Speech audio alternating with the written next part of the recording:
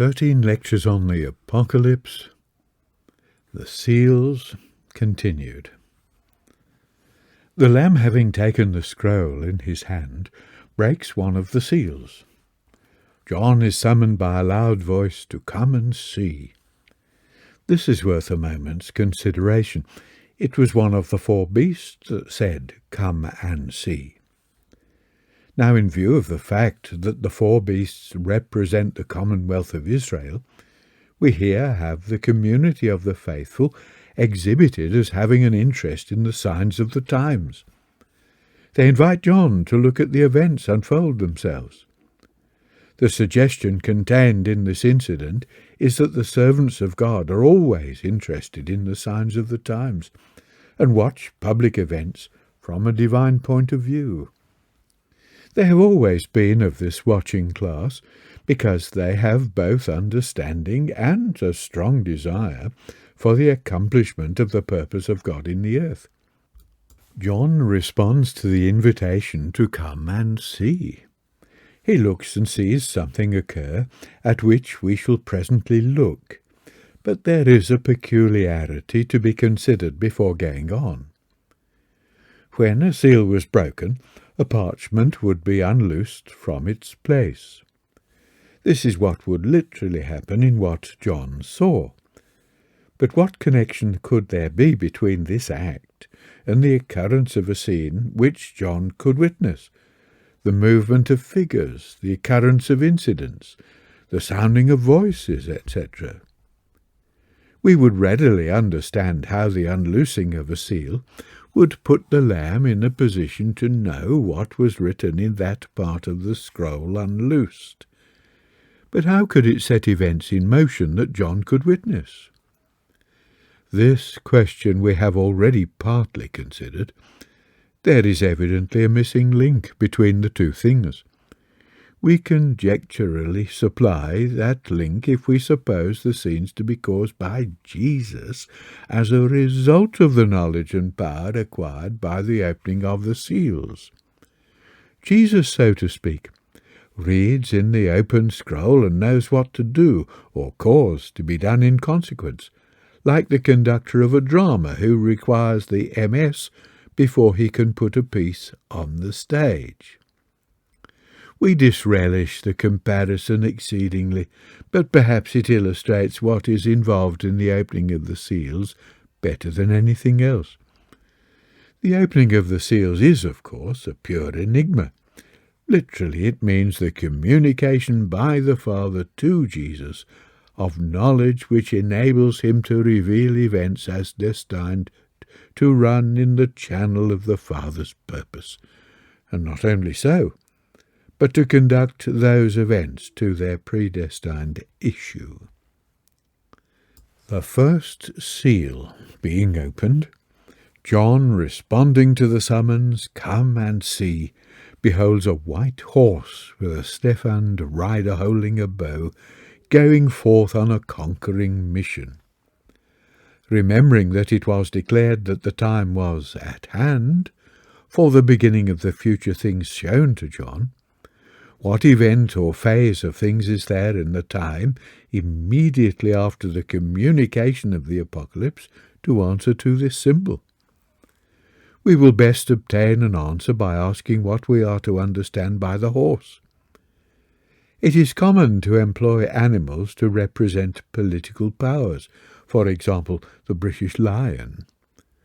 What power represented itself by the horse?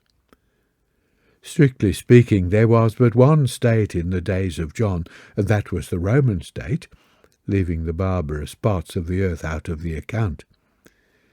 If the horse is a symbol of the Roman state, we ought to have no difficulty in discovering in the Roman state in the days of John a condition of things answering to the arrowless and victorious bowman astride the white horse. As a matter of fact, the horse was one of the symbols of the Roman power. This is conclusively shown by Mr. Eliot, who cites extant coins and other evidences to show the use of the horse as a symbol of Roman power. The horse being white would indicate a work of righteousness and peace, to which the body politic of Rome was being subjected by the party represented by the rider with the stephan, having a bow but no arrow.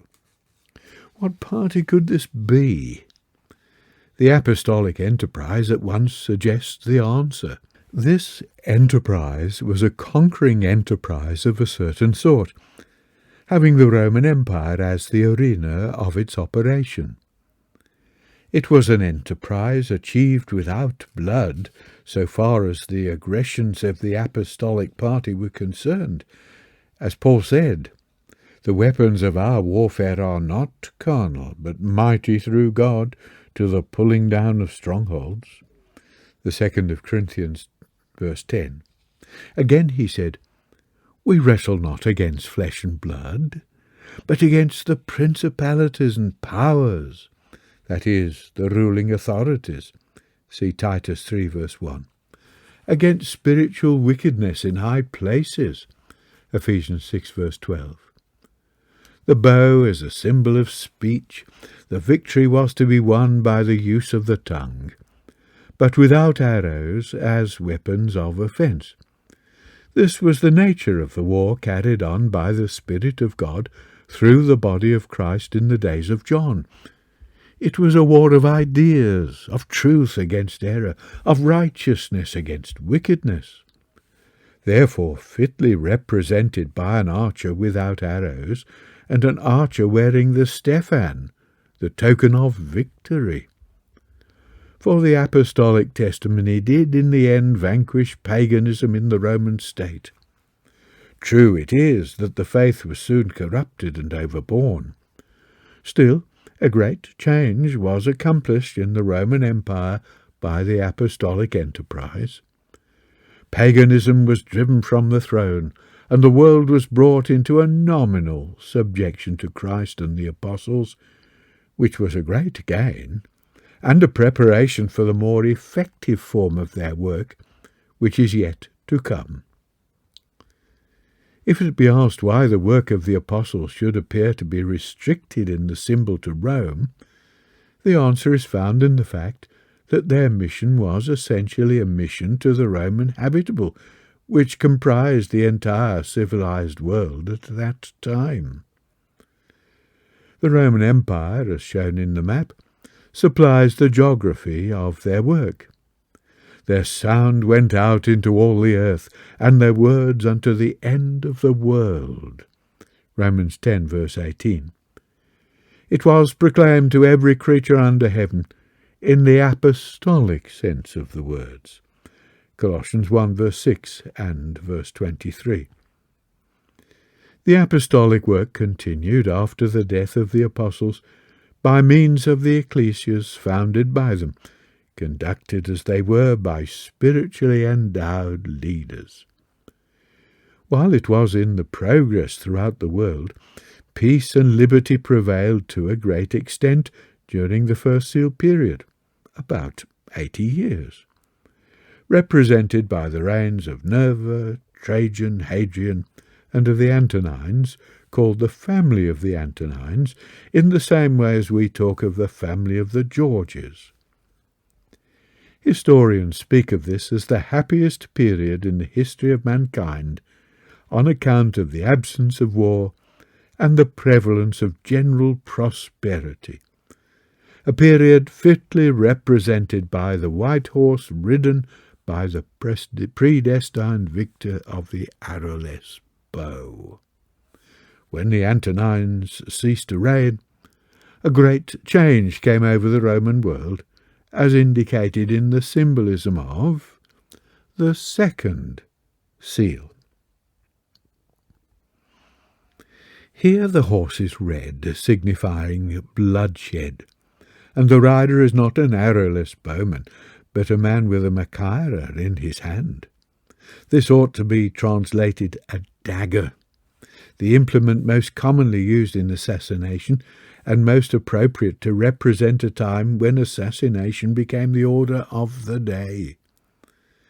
Marcus Aurelius, the second of the Antonines, was succeeded by his son Commodus, a mere youth who differed from his predecessors in being a dissolute tyrant, who shamed public decency, and who squandered the resources of the state in debauchery and profligancy. The Senate grew secretly impatient of his ways, but dared not for a time show their feelings. At length one of its members waylaid Commodus in a passage as he was leaving the theatre, and presenting him threateningly with a machaira, the great sword or dagger of the second seal, said, "The Senate sends you this," and attempted to kill him. The attempt failed, and the emperor escaped. Direful consequences followed. Fired with feelings of revenge against the Senate, whose hostility he had suspected, he attempted to effect their destruction by a wholesale assassination. Terror reigned for a time, and the best blood of Rome flowed in torrents. At length Commodus himself fell a victim to the flood of violence he had let loose.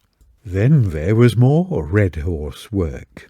Commodus, falling before the assassin's stroke, left no successor. The Senate appointed one in the person of Pertinax, who after 2 months' endeavour to reign wisely was assassinated by the discontented soldiery, whose allowance he had abridged. The imperial purple, after being sold to the highest bidder by the soldiery, then became a bone of contention between the 3 leading generals of the army. A time of intestine war and confusion ensued, and paved the way for the experiences of the 3rd seal. In this the horse was black, and its rider a man holding a pair of balances. When bread is eaten by weight, it is a sign of scarcity and famine. The blackness of the horse shows distress, and the words addressed to the balance holder indicate its source.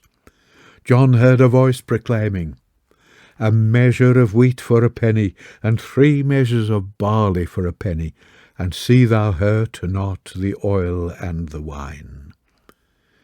These are high prices for wheat and barley, when worked out according to modern standards and point of scarcity. But how came the high prices and the scarcity?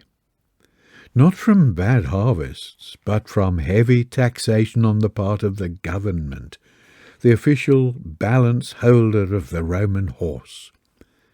This heavy taxation was the result of the reckless extravagance of the reigns of Caracalla and Elagabalus, dissolute monsters, who for 10 years, first one and then the other, lavished away the treasures of the people and exhausted the resources of the empire in their prodigal favours to the army among whom they lived and on whose support they depended. Taxation was brought to such a pitch that vast tracts of country went out of cultivation, the tiller of the soil feeling no encouragement to raise crops, merely to hand over to the revenue officers. The result of this was public distress on a large scale. It became common for parents to expose their children to destruction rather than burden themselves with the impossible task of providing for them. An extent of the taxation which crushed alike every part of the empire may be gathered from the fact that when a change in the government was brought about by the exasperated people, taxes were instantly reduced to 1/30th part of what they were during the reigns of Caracalla and Elagabalus. Alexander Severus came to the throne after the assassination of Elagabalus, and his reign illustrated the admonition of the voice that John heard. "See thou hurt not, or act not unjustly by, the oil and the wine." As much as to say that, although wheat should be at famine prices owing to the fiscal extortions of the first part of the seal, there would be an amelioration of the burden towards the second part. This is what happened. Severus practised rigid economy in every branch of the administration. He relieved the provinces from the oppressive taxes invented in the former reigns, and reduced the price of provisions and the interest on money.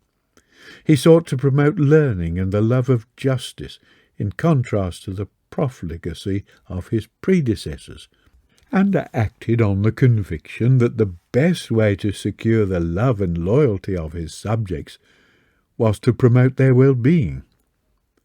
All his efforts, however, to change the colour of the horse were finally unavailing. The evils resulting from the previous reigns were too deeply planted to be removed in a short time.